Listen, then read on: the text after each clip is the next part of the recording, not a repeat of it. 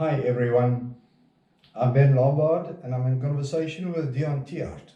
Now, Dion is a labor law expert. He's also a labor consultant.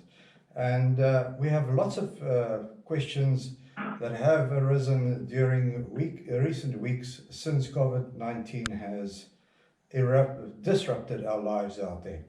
Now, some of these questions that have come up, I tried to consolidate, and we're going to see if we can get Dion to answer some of those for us. Thank you, Dion. Thank you for making the effort and making yourself available for this interview. First of all right, we've got to look at not only the employer, but also employee in this matter. You're going to make sure that you safeguard the interests of both. Am I right in saying so? Yes, absolutely correct. Right. Now, with regards to the employer's assistance in planning ahead, whose responsibility is safety and health in the workplace, would you say? Look, the employer and the employee has a responsibility to ensure safety in the workplace. But ultimately, when things go wrong and somebody is injured, by way of example, the employer has that responsibility to deal with that, prevent that, especially if something brought to their attention. And in this case, somebody who's maybe infected. And the employer need to have certain things in place. So yes, the employee has a responsibility, but ultimately the employer is accountable for anything that goes wrong.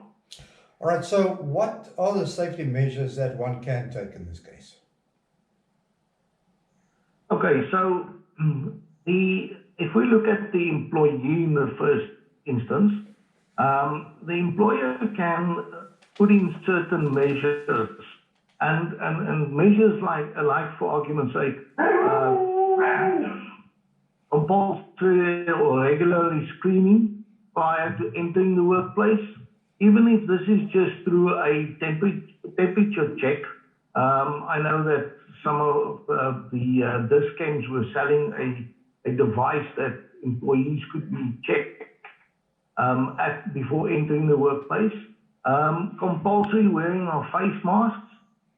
There's a lot of controversy around whether the face mask really helps and make sure that employees do have face masks. And ultimately, if they enter the workplace and they don't have a face mask, their responsibility falls back onto the employer. So I think that's important.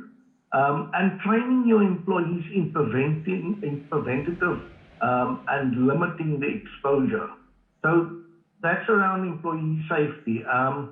Then also things like, for argument's sake, put measures in place like limit physical interaction between people, of close contact between employees without putting, or shall I say, by example, avoid meetings if it can be avoided.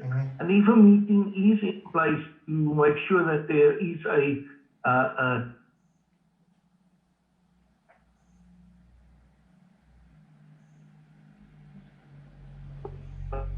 it's a recommended 2-meter distance. People in a boardroom is a serious risk. An employer should actually try and limit those situations. Then things like, for argument's sake, developing certain infection control procedures in the workplace. And here one, by way of example, is identify frequently touch points, if I want to put it that way. By way of example, bathroom doors are the one place to handle. Everybody pulls the door open when they go in and when they come out again. Sure. By way of example, those frequently touch areas should be disinfected regularly. Okay. Then also make sure that there are hand sanitizers available. Again, soap and water for 20 seconds. is considered as, if not better, efficient than just a hand sanitizer. Okay. So yeah, so those are in short, some of the things that that can be done. They've got a kitchen that the surfaces where employees regularly frequent coming to that surface tops of the kitchen of any place in the workplace where people regularly touch those surfaces are regularly disinfected. All right. And should employees still, sorry, interrupted there. Sorry, just repeat the question. Should employees still be allowed to work from home, would you say? Oh, okay. That's a very interesting question.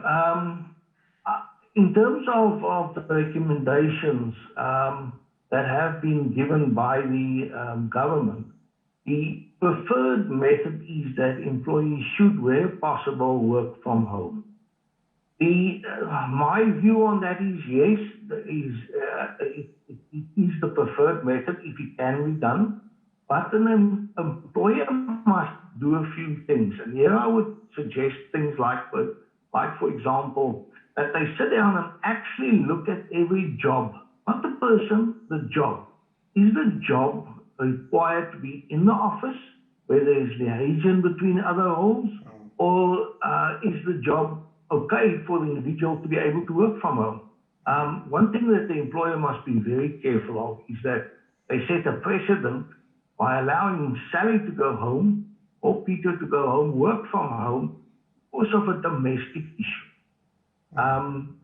The employees that are then required to come to work and sit in the office are not going to understand that, and that's going to create a precedent.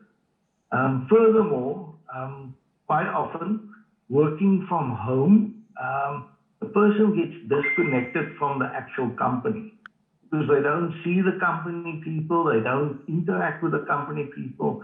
So there should be somebody appointed to manage, or shall I say, not supervise, but manage the staff that are working from home, that there's regular contact from the employer side with the employees on a regular basis, so that they don't lose that corporate or identity with the company.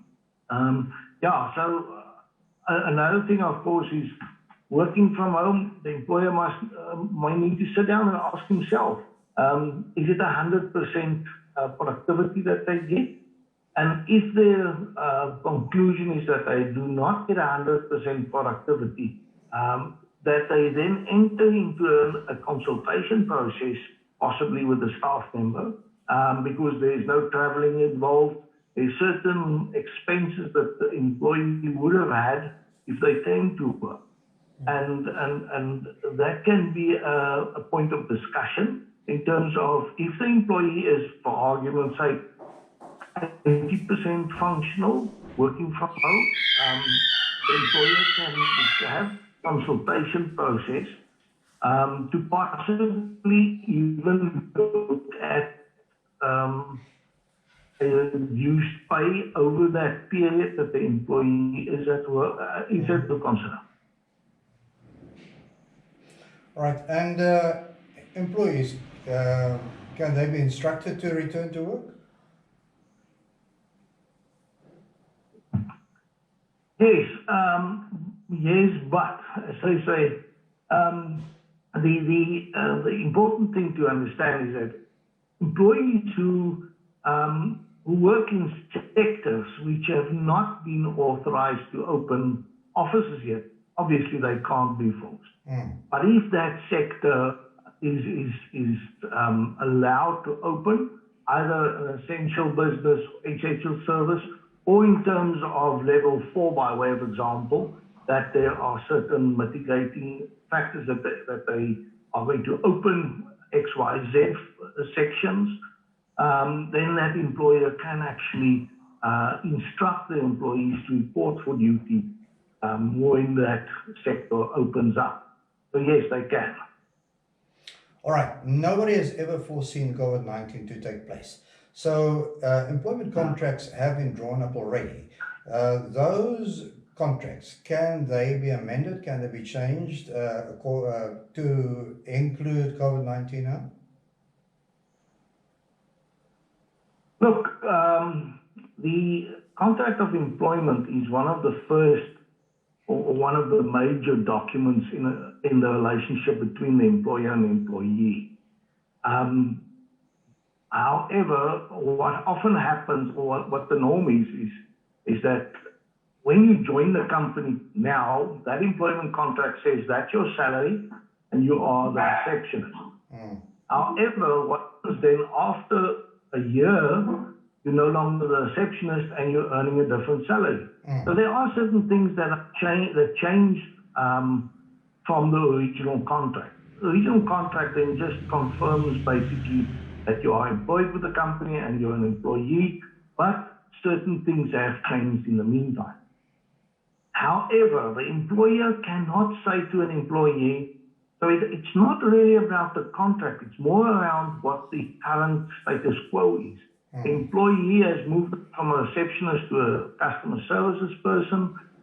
She was earning 10,000. Now with a promotion, she's earning 14,000.